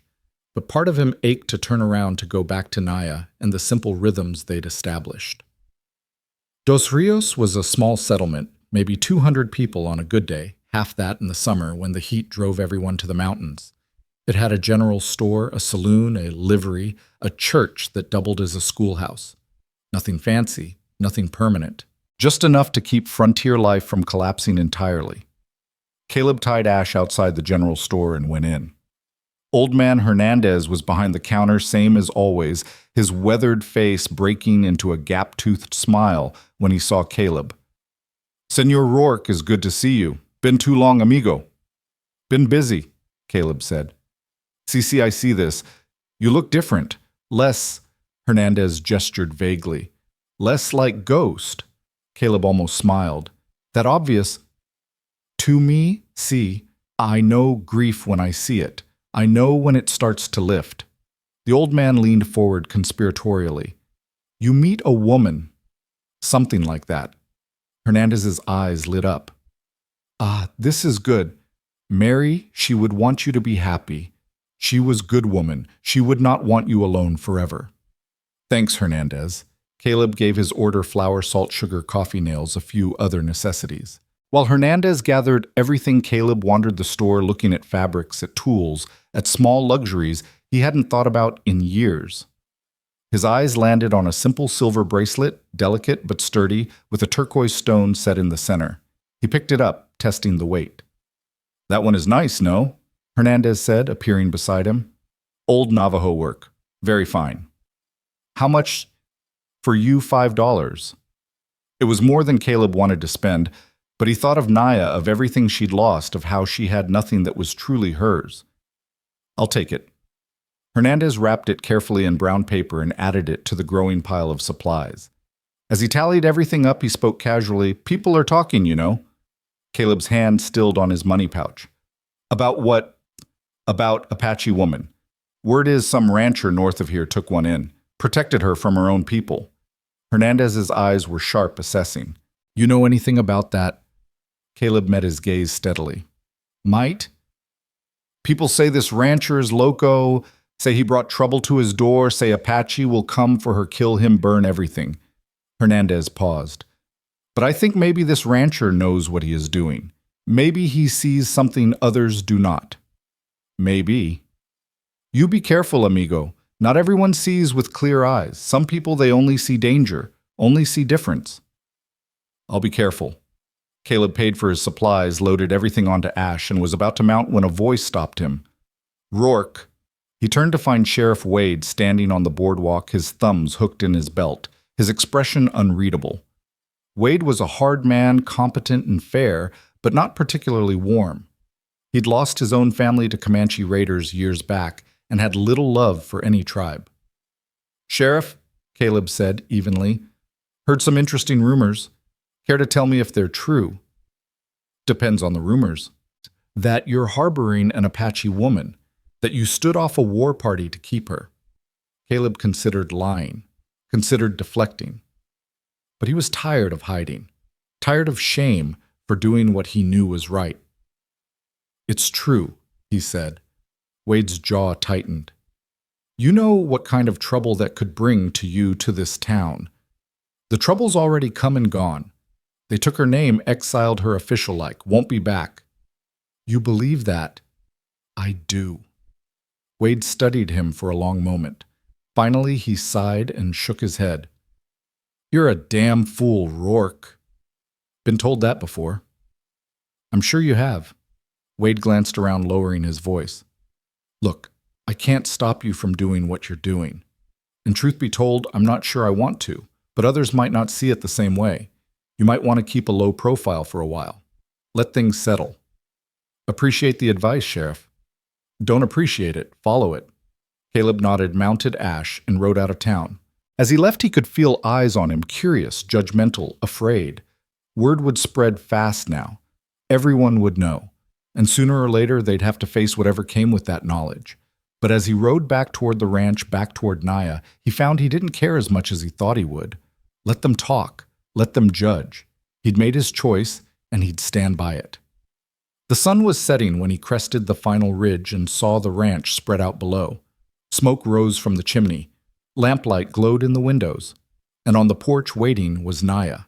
She stood when she saw him, relief clear on her face. Caleb kicked Ash into a trot, suddenly eager to be home to tell her everything, to give her the gift burning a hole in his saddlebag. When he dismounted, Naya came down to meet him. "You are back. Told you I would be. I know, but still I worried." "People know," Caleb said. "About you, about us. Word spreading." Naya's expression didn't change. "This troubles you." "No, not really. Let them talk." A small smile played at the corners of her mouth. "You are learning." "Learning what?" "That other people's fear is not your responsibility." Caleb laughed, the sound surprising him with its warmth. "Yeah, I guess I am." He reached into his saddlebag and pulled out the wrapped bracelet. "Got you something." Naya took the package, carefully unwrapping it with precise movements. When she saw the bracelet, her eyes widened. She lifted it gently, turning it so the turquoise caught the fading light. "It is beautiful," she whispered. "Thought you might like it. Give you something that's yours, something they can't take away." Naya's eyes glistened. She slipped the bracelet onto her wrist, and it fit perfectly, like it had been made for her. She looked at it for a long moment, then up at Caleb. "Thank you," she said, her voice thick with emotion. "No one has given me a gift since my mother died." "Well, you deserve good things, deserve to be treated with respect." She stepped forward suddenly and wrapped her arms around him in a fierce hug. Caleb froze for a moment, surprised, then slowly returned the embrace. She felt small in his arms, but also strong, solid, real. He could feel her heartbeat against his chest, quick and alive. "Thank you for seeing me," she whispered against his shoulder. "For seeing who I am, not what they said I was." "That's easy," Caleb said. "You're remarkable." She pulled back, looking up at him with those dark, fierce eyes. They were standing closer than they'd ever been. Caleb could see the gold flecks in her irises, the small scar on her cheekbone, the way her lips parted slightly as she breathed. For a moment, the world held still. Everything else fell away: the ranch, the town, the past, and the future. There was only this moment, this woman, this feeling growing between them, like the green shoots in the desert. Naya's hand came up to rest against his chest over his heart. "Caleb." Whatever she was going to say was interrupted by the sound of hooves. Multiple horses approaching fast. Caleb and Naya sprang apart, both instinctively reaching for weapons that weren't there. 3 riders came into view, slowing as they approached the yard. Not Apache. White men dressed in range clothes, rifles on their saddles. Caleb recognized 2 of them, Tom Bennett and his son's ranchers from the next valley over. Tom reined in his horse, his eyes moving from Caleb to Naya and back again. His expression was hard, unfriendly. "Rourke," he said curtly. "Bennett, what brings you out here?" "Heard some disturbing news in town. Came to see if it was true." His gaze fixed on Naya. "Guess it is." "She's not your concern, Caleb said, his voice level but firm. "The hell she isn't. You brought Apache onto your land. You made it everyone's concern. What happens when her people come looking? When they decide to raid us on the way? When they burn our ranches to get to her?" "They're not coming. It's settled." "You don't know that. You don't know nothing about these people. They're savages. Killers." Naya stiffened beside him, but Caleb held up a hand, keeping his own temper in check. "You need to leave." "Not until you get rid of her. Send her back where she came from. Or better yet, hand her over to the sheriff. Let him deal with it." "That's not happening." Tom's hand moved toward his rifle. "Maybe you don't have a choice." In one smooth motion, Caleb drew his revolver and pointed it directly at Tom's chest. His hand was steady, his eyes cold. "Touch that rifle, and you're a dead man." Tom froze. His sons tensed their own hands, hovering near their weapons. For a long, breathless moment, violence hung in the air like smoke. Then Naya stepped forward, putting herself between Caleb and the guns. "Stop! No more blood! Please!" "Naya," Caleb started. "No." She looked up at Tom, her chin raised, her voice clear and strong. "You are afraid. I understand this. But I am not your enemy. I have been cast out by my people. I have nowhere else to go. I do not want your land. Do not want your family. I only want to live in peace." Tom stared down at her, his expression conflicted. "How do we know that? How do we trust you?" "You do not. Trust is earned, not given. But if you kill me now, if you force Caleb to become a murderer to protect me, you create the very violence you fear."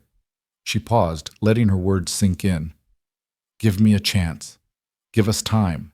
And if I prove to be what you fear, then you can act. But do not condemn me for crimes I have not committed." The tension held for another long moment.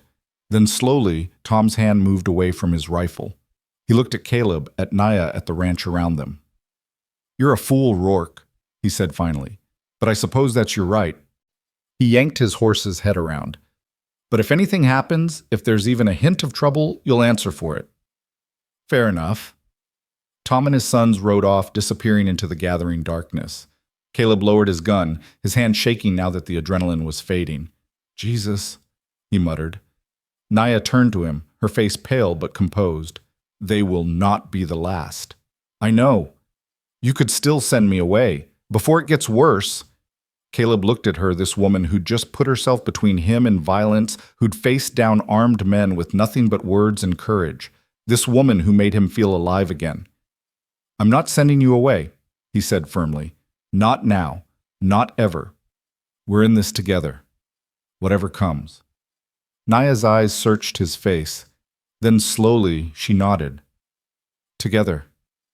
They stood in the yard as night fell completely, two people bound by choice and circumstance, facing an uncertain future with nothing but each other. And somehow that felt like enough, The confrontation with Tom Bennett changed something. It drew a line in the sand, made their situation real in a way it hadn't been before. They were no longer just two people trying to survive on a lonely ranch. They were a statement, a challenge to the way things had always been. That night, neither of them slept well. Caleb lay on his pallet by the dying fire, listening to Naya toss and turn in the bed. Every sound outside made his heart jump, every rustle of wind, every creak of wood. He kept his revolver close loaded and ready, though he hoped he'd never have to use it. When dawn finally came pale and hesitant, they rose without speaking. The easy rhythm they'd established felt fragile now, threatened by the knowledge that the outside world wasn't going to leave them alone. But they fell into the morning routine anyway, because what else could they do? Stop living. Stop trying. Caleb fed the horses while Naya gathered eggs. They made breakfast together, cornmeal mush with honey coffee strong enough to wake the dead. They ate in silence, both lost in their own thoughts, both trying to figure out what came next. Finally, Naya set down her spoon and spoke. "We cannot live in fear." "No," Caleb agreed. "We can't." "So what do we do?" Caleb thought about that. What did they do? Hide, run. Fight? None of those options felt right. None of them felt like living. "We keep going," he said finally. "We work the ranch. We build our life. We show them we're not a threat, that we're just people trying to get by. And if they do not want to see that, then we deal with it when it comes. But we don't let fear stop us from living. That's no kind of life." Naya studied him for a long moment, then nodded slowly. "You are braver than you think you are. Or dumber. Maybe both." She almost smiled. "But I'm glad you're here. Glad we are together." "Me too." They spent the morning working on the irrigation ditches, clearing debris and reinforcing the banks. It was hard, muddy work, but it felt good, productive, like they were building something that would last. The sun climbed higher, burning off the morning coolness, and they worked in companionable silence, their bodies falling into sync. Around midday, Caleb heard a wagon approaching. He straightened his hand, moving instinctively to the rifle leaning against a nearby post. Naya stood beside him, tense and ready. But when the wagon came into view, Caleb relaxed. It was Hernandez from the general store, his old mule pulling a rickety flatbed loaded with supplies. "Senor Rourke," the old man called out, waving cheerfully. "I bring you something." Caleb walked out to meet him, curious and cautious. "Hernandez, what are you doing out here?" The old man climbed down from the wagon with surprising agility for his age. "You left town so quick yesterday, I did not get to give you everything, so I bring it myself." He gestured to the wagon bed. "Also, I think maybe you could use a friend right now. No?" Caleb felt something warm spread through his chest. "Yeah, we could." Hernandez turned to Naya, removing his hat with old-world courtesy. "Senora, my name is Miguel Hernandez. It's honor to meet you." Naya looked surprised, then pleased. "Honor is mine, Senor Hernandez." "Ah, she speaks English. Very good, very good." He moved to the wagon and started unloading supplies. "I bring extra flour, some dried beans coffee. Also some fabric I think you might like, Senora. It's pretty good for making new dress, see." "You did not have to do this," Naya said softly. "No, I did not have to. I want to. There is difference." He handed her a bundle of cloth, simple cotton, but in a deep blue that caught the light beautifully. "My wife, she would have liked you. She always say people deserve kindness no matter where they come from." Naya's eyes glistened. "Thank you." They helped Hernandez unload everything, then Caleb insisted he stay for lunch. They sat on the porch, eating cold ham and bread, drinking cool water from the well. Hernandez talked easily, telling stories about the town, about his wife, who'd passed 5 years back, about his children who'd moved east to find better opportunities. "You know," he said, wiping his mouth with a faded handkerchief, "people in town, they talk, but not everyone agrees with the Bennett brothers. Some people they remember when Apaches helped them during the drought of '67. Some people they see the bigger picture." "How many people?" Caleb asked. Hernandez shrugged. "Enough, but also enough who do not. It's complicated, amigo. Fear makes people stupid, makes them see enemies where there are only neighbors." "What about you?" Naya asked. "Are you not afraid?" "Of you, no." Hernandez looked at her directly. "I am old man. I have seen much violence in my life. I know the difference between someone who wants to hurt me and someone who just wants to live. You are the second one, I think." "I am." "Then we have no problem." He stood brushing crumbs from his pants. "I should go before it gets too hot, but I will come back if you do not mind. Bring more supplies. Maybe some news from town." "You're always welcome here," Caleb said, meaning it. After Hernandez left, Naya held the blue fabric up to the light, her expression soft. "He is a good man." "Yeah. Reminds me that not everyone's against us. Some people see with clear eyes, most do not." She folded the fabric carefully. "But some is better than none." That evening they worked together to repair a section of the barn that had been damaged in the storm. Caleb showed Naya how to measure and cut boards, how to drive nails at the right angle, how to test the strength of the structure. She learned quickly, her hands sure and steady, and soon they were working side by side like they'd been doing this for years. As the sun began to set, painting the sky in shades of orange and purple, Caleb found himself watching Naya instead of working. She was concentrating on hammering a particularly stubborn nail, her face set with determination, a small smudge of dirt on her cheek. The silver bracelet caught the fading light glinting on her wrist. She looked up and caught him staring. "What?" "Nothing. Just, you're really something, you know that." She tilted her head confused. "What does this mean?" "It means you're strong, capable, brave. It means I'm glad you're here." Naya set down her hammer and stood wiping her hands on her pants. She walked over to him close enough that he could see the gold flecks in her eyes, the way her hair had come loose from its braid, the slight upturn of her lips. "I am glad too," she said softly. "When they left me to die, I thought my life was over, thought I had nothing left. But you—" She paused, searching for words. "You gave me more than life. You gave me purpose, hope, a reason to keep fighting. You did that yourself. I just didn't get in your way. No, you did more than that." She reached up and touched his face, her palm warm against his cheek. "You saw me." really saw me. Not as Apache, not as exile, just as person, as Naya. Caleb's heart was pounding so hard he was sure she could hear it. They were standing so close now, breathing the same air, existing in the same moment. Everything else fell away: the ranch, the threats, the past and future. There was only this, only her, only the pull between them that had been growing stronger every day. Naya, he said, his voice rough, I don't know what this is, what we are, but She kissed him. It was gentle at first, tentative, a question more than a statement. But when Caleb responded, when his arms came up to hold her, it deepened, became something more. Something that felt like promise and healing and home all at once. When they finally pulled apart, both breathing hard, Naya rested her forehead against his chest. I am sorry. I should not have. Don't apologize. Caleb tilted her chin up so she'd look at him. Don't ever apologize for that. But Mary's gone, has been for 3 years, and I think, he swallowed hard, I think she'd want me to be happy, to live, not to spend the rest of my life mourning what I can't have back. You are sure? I'm sure. He kissed her forehead gently. I care about you, Naya, more than I probably should, more than I expected to. And I think maybe that's okay. Naya's eyes were shining. I care about you too, more than is wise, more than is safe.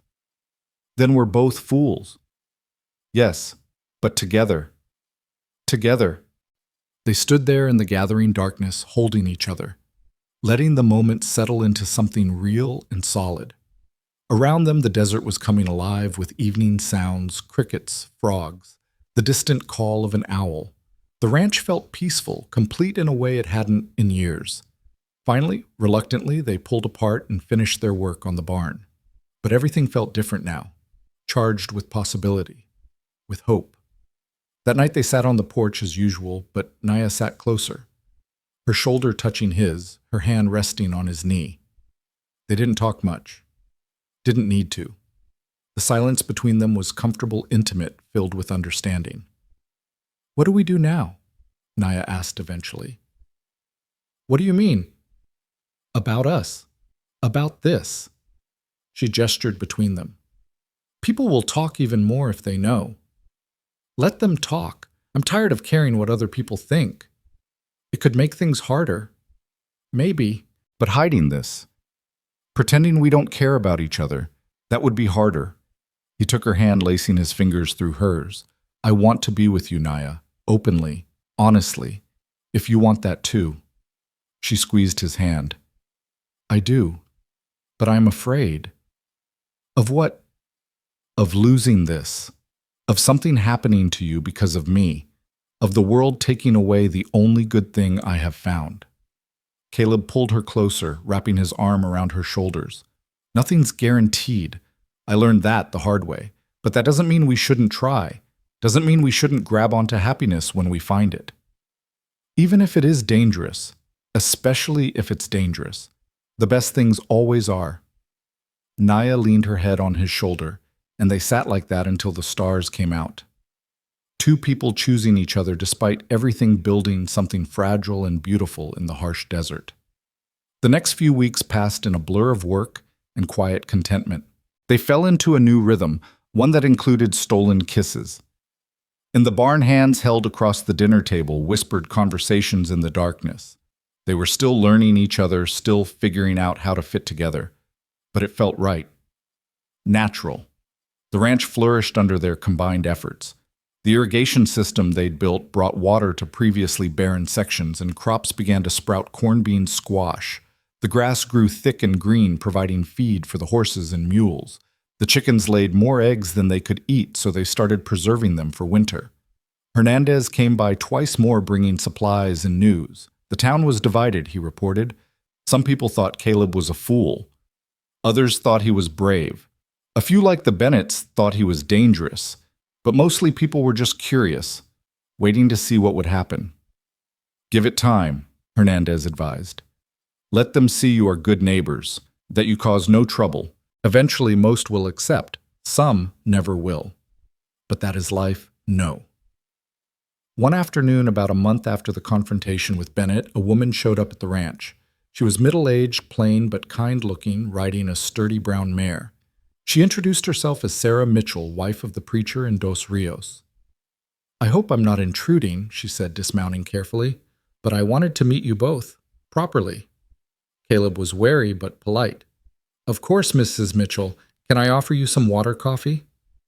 "Water would be lovely, thank you." They sat on the porch, the three of them, and for a few minutes no one spoke. Sarah sipped her water and looked around the ranch, her expression thoughtful. "You've done well here," she said finally.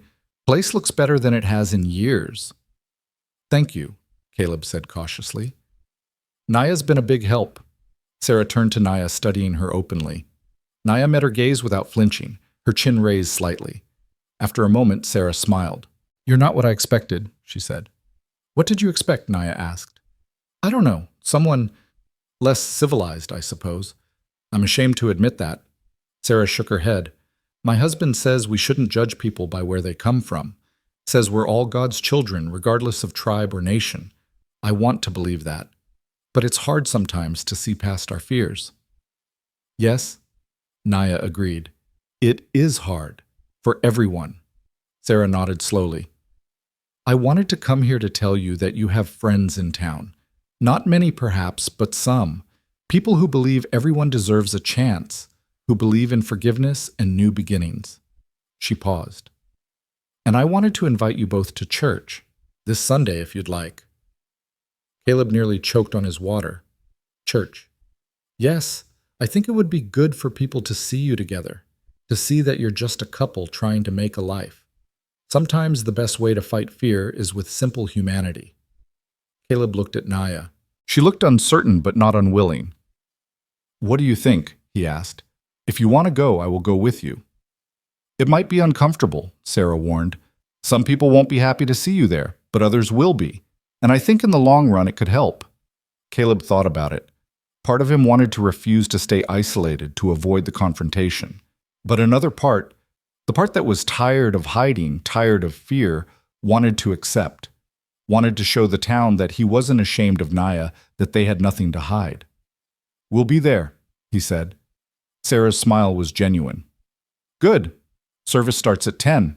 And Mr. Rourke, thank you for being brave enough to do the right thing even when it's hard." After she left, Naya turned to Caleb with raised eyebrows. "Church." "Yeah, church," he laughed despite himself. "Haven't been since Mary died. Swore I never would again." "Why?" "Because I was angry. At God, at the world, at everything. Seemed hypocritical to sit in a church and pretend to have faith when I didn't feel anything but rage. And now Caleb thought about that. "Now, I don't know if I have faith exactly, but I have hope. And maybe that's enough." Naya reached for his hand.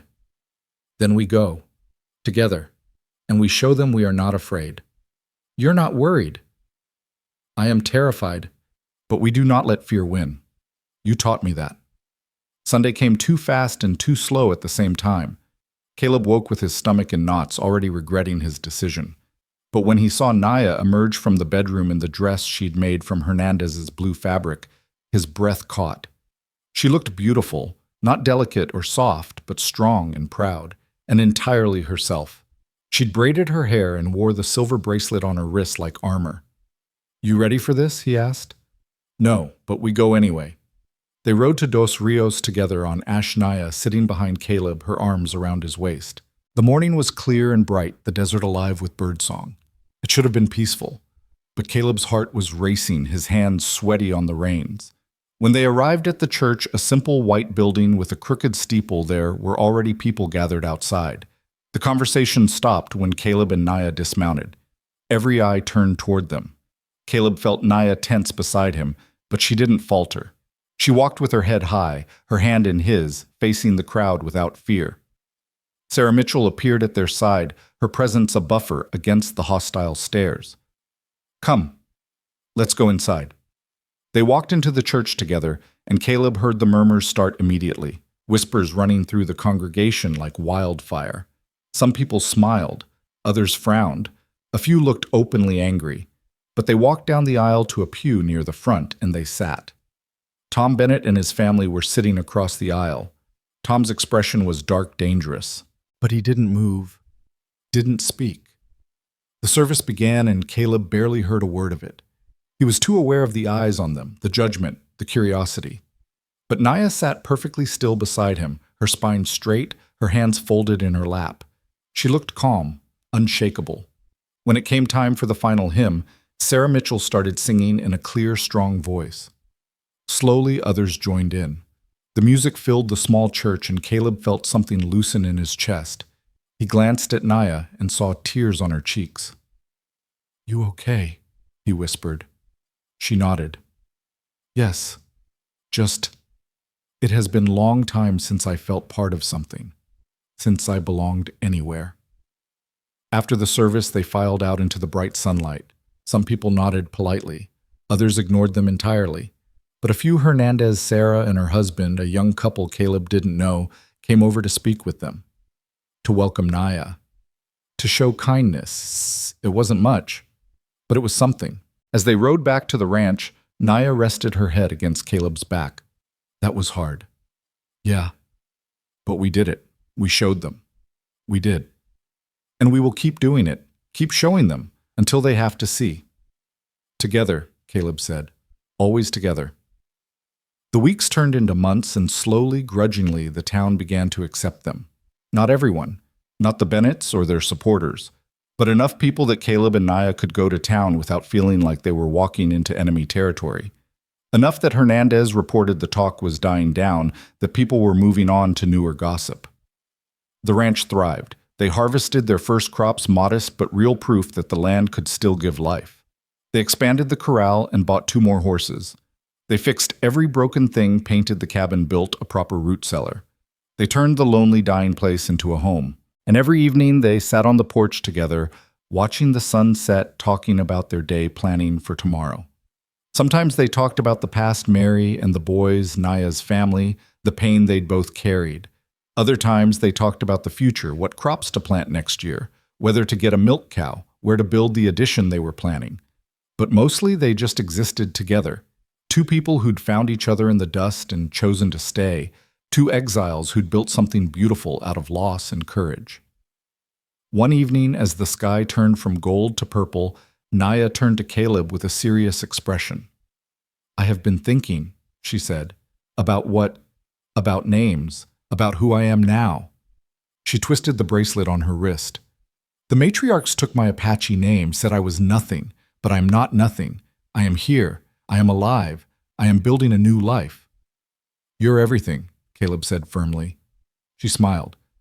"So I want a new name, a name I choose, not one given to me by birth or by judgment, mine." "What name?" "Naya Rourke." She looked at him, her eyes hopeful and nervous. "If you will have me, if you will make me your wife." Caleb felt his heart stop, then start again, beating hard and fast. "Naya, I know it is fast. I know people will talk even more, but I do not care.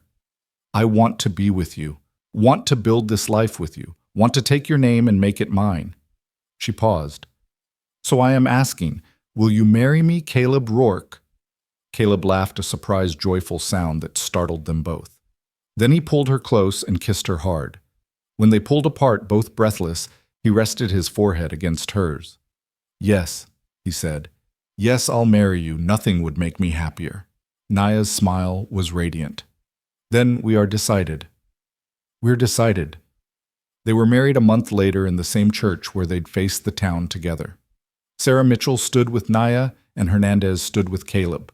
The congregation was small, maybe 30 people, all the ones who'd chosen to see past fear to the truth, but it was enough. When Caleb kissed his bride, he felt Mary's presence gentle and approving like a benediction, and he knew with absolute certainty that he was where he was supposed to be. That evening, they returned to the ranch, their ranch now truly shared, and sat on the porch as the sun set.